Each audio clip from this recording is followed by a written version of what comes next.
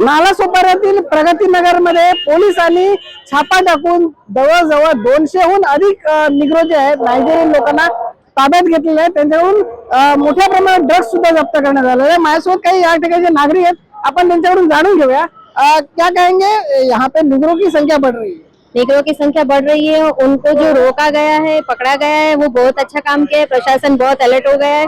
हमको भी अलर्ट होना चाहिए। यहाँ की जनता को सपोर्ट करना चाहिए। जो भाड़े से दे रहे हैं उनको भाड़े से नहीं देना चाहिए। इनको बढ़ावा मत दीजिए, वरना आपकी अगली पीढ़ी है ना नशीली हो जाएगी, आपके हाथ में भी नहीं रहेगी। जो अभी आप सपोर्ट करोगे सरकार को तो आपकी लाइफ ब्राइट है।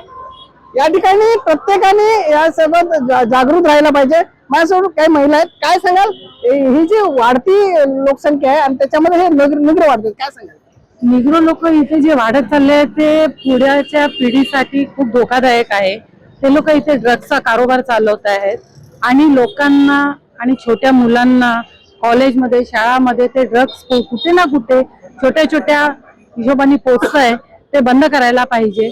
आणि आता जी मोहीम चालली आहे पकडायची, 250 लोक आपण पकडले आहेत, अजून चालू राहणार आहे। आणि प्रशासनाला इकडच्या लोकांनी सपोर्ट करायला पाहिजे।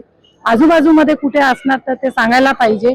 आणि आपले नगरसेवक निलेश दादा चौधरी आहेत, त्यांचा सपोर्ट खूप चांगला राहिला याच्या व्यक्ती आणि प्रत्येक वेळी ते राहणार आहे, सपोर्ट करत राहणार आहे।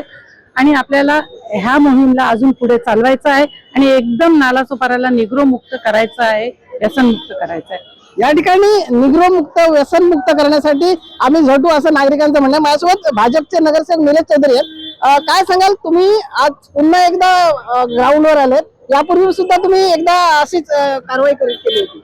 ह्यापूर्वी 10 वर्षापूर्वी अशीच कारवाई ह्या एरियामध्ये प्रगतीनगर मध्ये राबवण्यात आली होती आणि त्यावेळी जे नायजेरियन लोक होते ह्यांचं पूर्णपणे आपण उद्ध्वस्त केलं होतं। त्यांचे बार असतील, त्यांचे घरं असतील, त्यांचे हॉटेल असतील, हे सर्व नेस्तनाबूत केलं होतं। परंतु परत ही वसाहत परत निर्माण झालेली आहे ह्या प्रगतीनगर मध्ये। या ठिकाणी मला सांगा, हे जे अनधिकृत बांधकाम आहे याच ठिकाणी हे अवैध कामं होतात, तर या अशा बांधकामावर कारवाई व्हायला पाहिजे। जरूर कारवाई व्हायला पाहिजे, कारण की अनधिकृत बांधकाम मध्येच हा जास्त व्यवहार आणि व्यवसाय चालतो। भरपूर हे ड्रगिस्ट जे ड्रग सप्लायर आहेत, पेडलर आहेत, हे या ठिकाणीच याचा फायदा घेत असतात आणि ह्या तरुण पिढीला नष्ट करत असतात। त्यांचा तसा पुढचं भविष्य मुलांचं कसं बिघडेल ह्याचा त्यांनी जसा जणू काही विडाच उचललेला आहे। आणि त्याप्रमाणे त्यांनी हे पेड ड्रगलर हे जे आहेत हे इकडे नेहमी कुठल्याही कानाकोपऱ्यामध्ये वावरत असतात आणि तरुण पिढीला बर्बाद करत असतात।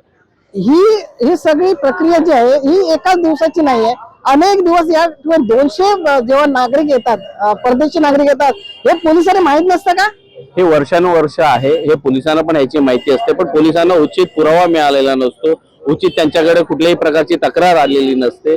ज्यावेळी तक्रार येते त्यावेळी पोलीस वेळोवेळी त्याची उपाययोजना करतात, परंतु हे परत कुठेतरी थांबतं आणि परत नव्याने जोमाने चालू होतं। आणि ह्या पुढे भविष्यामध्ये तरुण पिढीला कसं बिघडवता येईल ह्याचे हे बरोबर पद्धतीने हे ड्रगवाले काम करत असतात। आपल्या देशाला पोखरण्याचं एक प्रकारे हे काम सुरू आहे, परंतु या ठिकाणचे जे मालक असतील किंवा हे यांच्यावर कधी कारवाई होताना दिसत नाही। ह्यांच्यावर कारवाई का होत नाही हा मोठा जणू काही प्रश्न आहे। हा वर्षानुवर्ष प्रश्न पडलेला आहे। आम्ही वेळोवेळी आवाज उठवलेला आहे की जे कोणी भाडेकरू देत असतील त्यांच्यावर सक्त कारवाई करा, जे जमीन मालक असतील, जे बिल्डर असतील ह्यांच्यावर कारवाई झाली पाहिजे आणि ती करावी अशी आम्ही लेखी पत्र सुद्धा आम्ही पोलीस प्रशासनाला दिलेलं आहे।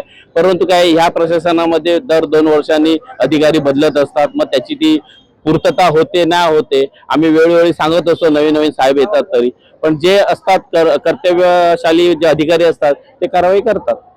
या ठिकाणी काही पोलीस कारवाई करतात, परंतु या ठिकाणी जो येणारा अधिकारी असतो हा फक्त 1-2-3 वर्षासाठी येतो, त्यामुळे तो जसं करायला पाहिजे, जशी कारवाई व्हायला पाहिजे तशी कारवाई केली जात नाही। खरं तर या ठिकाणी 200 नागरिक जे इथे राहतात, मग स्थानिक जे पोलीस आहेत, या ठिकाणचे बीट चौकी सांभाळणारे पोलीस आहेत, ते नेमकं काय करतात तर जे आश्रय देतात त्या आश्रयदात्यांवर पहिली कुऱ्हाड घाला आणि त्यांच्यावर पहिली कारवाई करा, त्यानंतरच हे सगळं थांबेल असा विश्वास येथील जनता करत आहे।